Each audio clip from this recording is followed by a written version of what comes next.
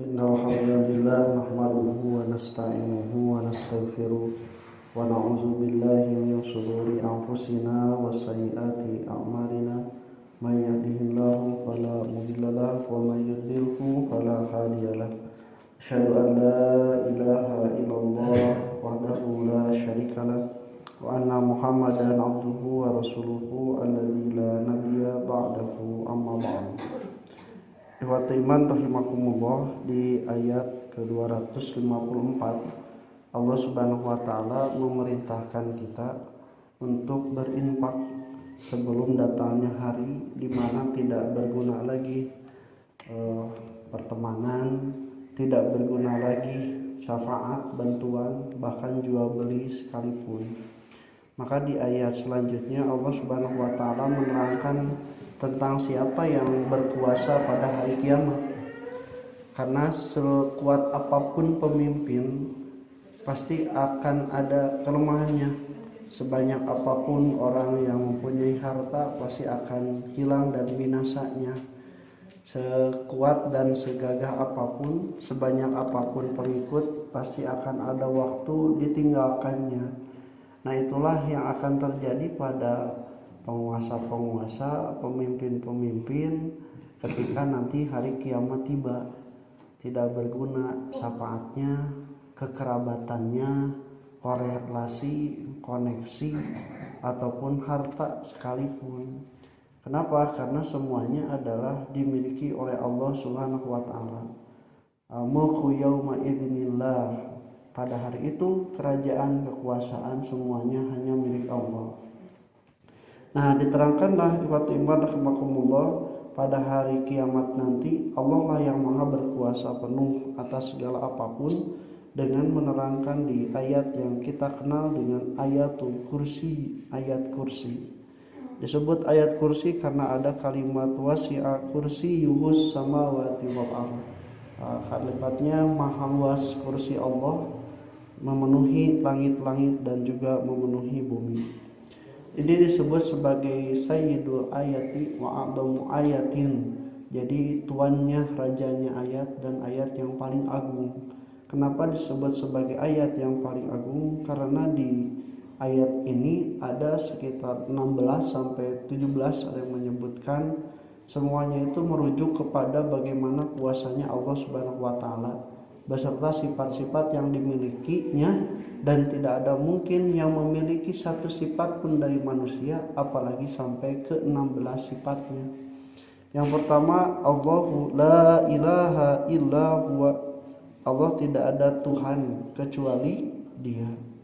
Kalau misalnya itu hanya raja saja di Indonesia katanya, apakah raja itu akan hidup selamanya?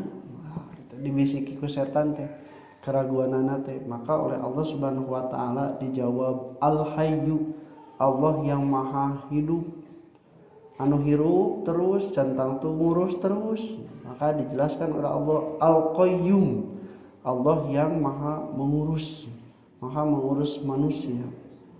Anu ngurus ibatiman rahimakumullah aya daekna tapi cantang tu kuat tina ngurus tina capekna, tina nundutanana, tina lalai atawa tina caliweurana. Maka ku Allah dijawab la ta'khuduhu sinatun wala naum.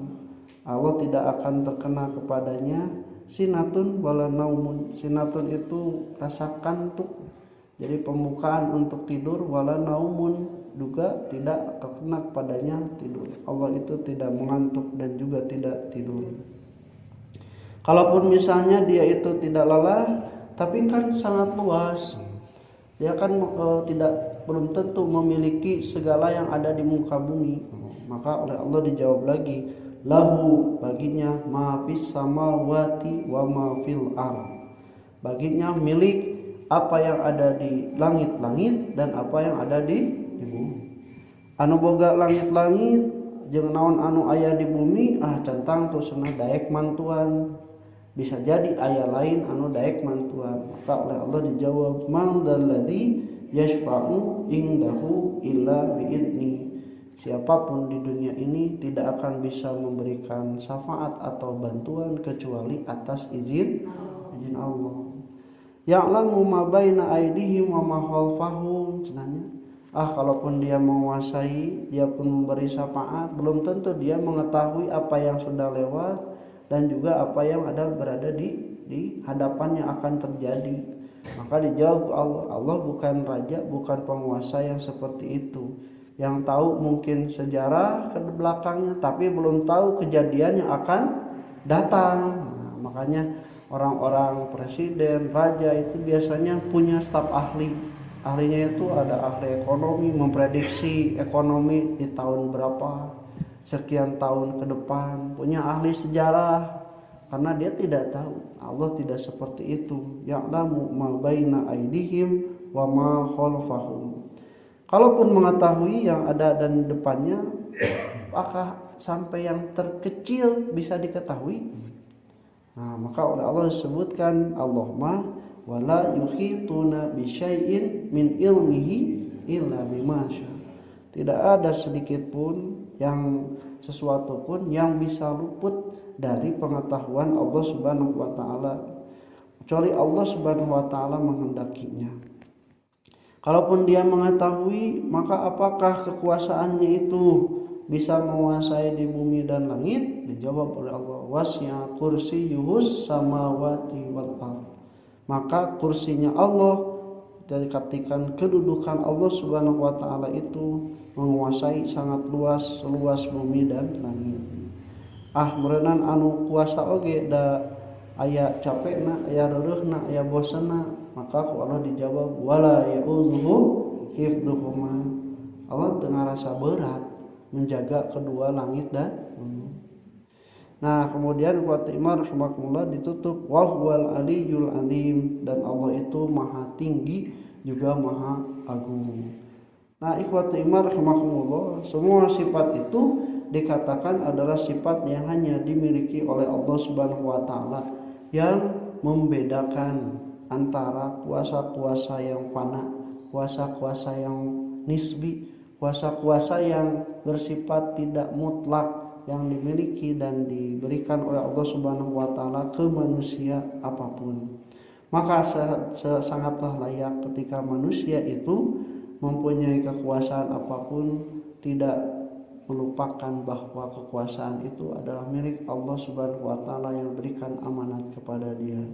Qul lillahumma malikal mulk tu'til mulka man tasha wa tanzi'ul mulka mimman tasha wa tu'izzu man tasha wa tudillu man tasha biyadikal khair. Katakanlah, kerajaan Allah Subhanahu wa taala yang ada di langit dan yang ada di bumi, Ia akan memberikan kekuasaan itu pada yang dikehendaki, dan Ia akan menjatuhkan, merendahkan seseorang dengan kekuasaannya kepada siapapun yang dikehendaki. Maka ikhwati iman rahimakumullah, ayat ini disebut sayyidul ayat atau a'dhamu ayatin, karena kalau orang mengetahui isinya ieu teh regreg atawa sieun. Kunaon? Jadi Allah teh apa segalana berkuasa sampai dimanapun, tidak pernah lalai eueuh istirahatna, tidak pernah mengantuk, bahkan sampai yang kecil dia ketahui regreg atawa sieun. Kalau orang-orang yang berdosa akan ada rasa ketakutan.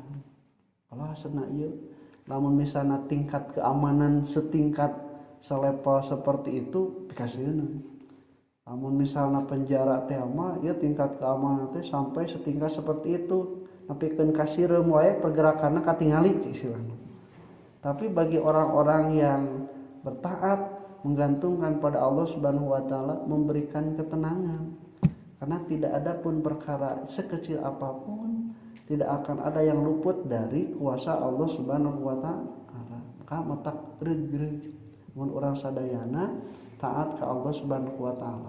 Kenapa ini dikatakan sebagai a'dhamu ayatin? Karena menyebutkan sifat-sifat Allah yang maha kuasa tersebut, dan disebut sebagai ayatul kursi karena ada kalimat kursi di dalam ayatnya. Aku qouli hadza wa astaghfirullah wa lakum. Assalamualaikum warahmatullahi wabarakatuh.